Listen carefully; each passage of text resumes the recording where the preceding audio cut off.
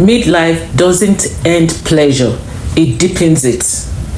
You just need to understand a body differently.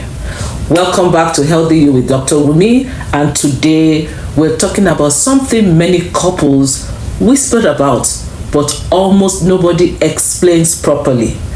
How to help midlife women achieve orgasm, especially when libido and sexual desire naturally changes. This is not about pressure. This is not about performing.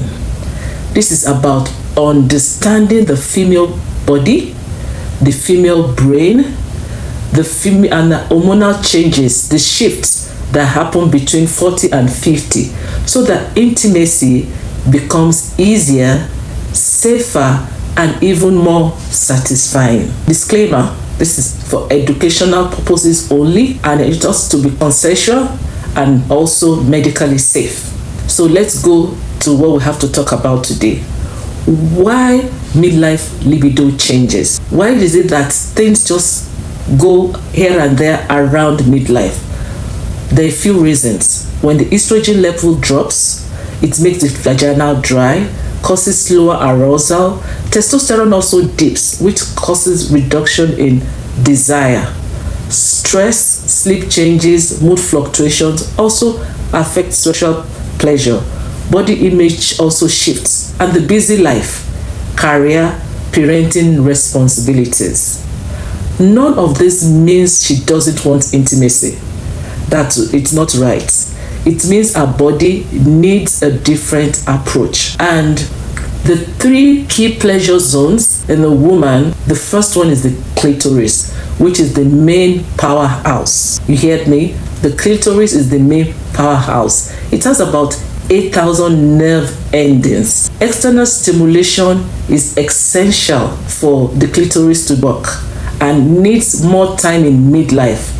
It's great for warming up the body, and it can be done with the use of hands, slow circles, steady pressure. If the area is dry, it might be more challenging, so lubrication is necessary and a must in midlife. For many women in midlife, orgasms come from clitoral stimulation first, not internal sex. The other one is the G-spot, deep pleasure center of the vagina. It's about 1 to 2 inches inside and the front vaginal wall. It feels slightly spongy or ridged. It responds to pressure with rhythm but not speed. Best after she's already aroused.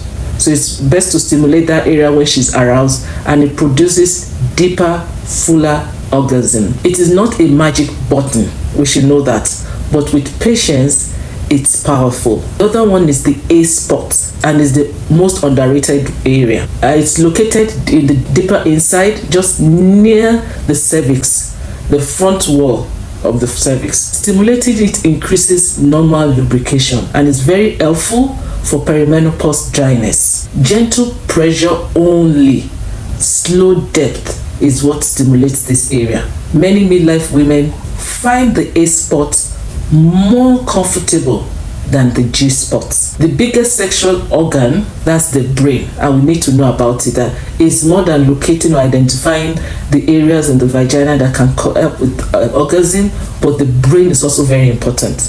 Mental safety drives physical desire. Emotional connection too increases lubrication. Foreplay isn't optional in midlife. It is something that needs to be done.